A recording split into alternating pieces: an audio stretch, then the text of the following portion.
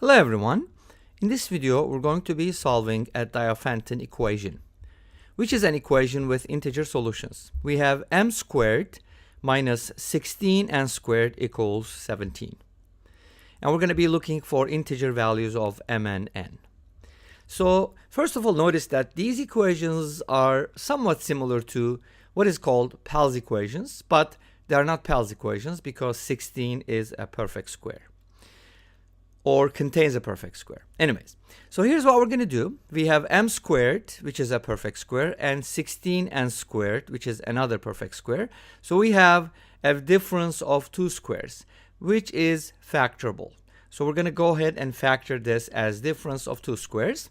And if you remember, the difference of two squares formula is given by a squared minus b squared equals a plus b multiplied by a minus b. So we can go ahead and write this as follows: m plus 4n, because 4n times 4n is 16n squared, multiplied by m minus 4n equals 17. Now, if m and n are real numbers, then there are infinitely many solutions, obviously, and we can solve, for m in terms of n's and vice versa.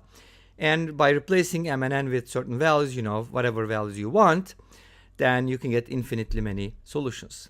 For example, if n is equal to 0, m can be square root of 17 or plus minus square root of 17. So, but we're looking for integer solutions, so that's why we have a finite number of solutions. And here's how it goes. A lot of times, we use factoring while solving Diophantine equations. If something is factorable, it's good. Sometimes we can't factor, but we can use modular arithmetic. I also made a video on Diophantine equations. You can go ahead and take a look at it. Just check it out. Anyways, so 17 is a prime number, which is good because prime numbers can only be factored in a certain way, which is 1 times 17. So here's what it means. We have two factors, and that equals 17, and m and n are integers. So if m and n are integers, they're m plus 4n is an integer, m minus 4n is also an integer. So can you find two integers whose product is 17? And the answer would be 17 times 1, 1 times 17, negative 17 times negative 1, and negative 1 times negative 17. So that gives us four cases. Since we didn't restrict our solutions to positive integers or certain integers, then we're going to be looking at all the cases. So let's go ahead and take a look at each case. First one says m plus 4n equals 17 and m minus 4n equals 1. So when we go ahead and add these two equations up, 4n cancels out, we get 2m equals 18, which implies m equals 9. Since m is equal to 9, we can go ahead and plug it in.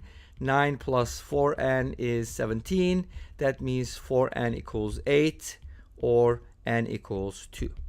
So in other words, 9 comma 2 is a solution.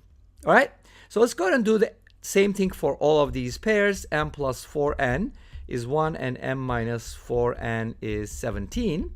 Now what's going to happen is m value is not going to change. When you add these up and divide by 2, you're going to get the same thing. 2m equals 18 and m equals 9. Great. When you plug in m equals 9, though, you're going to get something slightly different because it's going to be like 9 plus 4n equals 1, which means 4n equals negative 8, and that implies n equals negative 2. So in the first case, n was a positive 2. Now it is a negative 2. So 9 comma plus minus 2 works. And then we're going to be looking at the third and fourth cases where the numbers are negative. So if we start off with the first one, m plus 4n is negative 17, and m minus 4n is negative 1. Again, by adding these up, we get 2m equals negative 18, and m equals negative 9. And let's see what happens if we replace m with negative 9 in the first or second equation. Doesn't matter, but I like the first one better.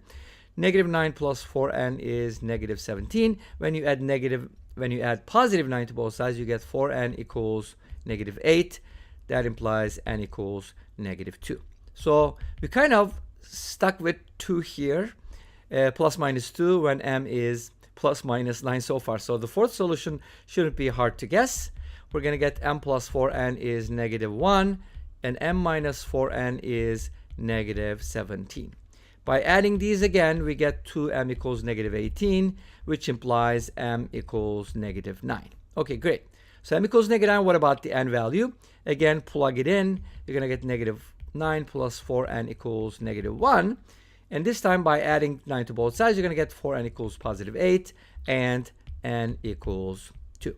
Great. So here's how this works. M can be plus minus 9, n can be plus minus 2, and that's going to basically give us through 4 cases. So we can kind of write the mn values as 9 comma 2 or 9 comma negative 2, and then we have the negative 9 comma negative 2 and negative 9 comma positive 2. Obviously, you could also write it as plus minus 9 comma plus minus 2, but you have to be careful which one goes with which. But in this case, it's basically everything. And this brings us to the end of this video. Thank you for watching. I hope you enjoyed it. Please let me know. Don't forget to comment, like, and subscribe. I'll see you tomorrow with another video. Until then, be safe, take care, and bye-bye.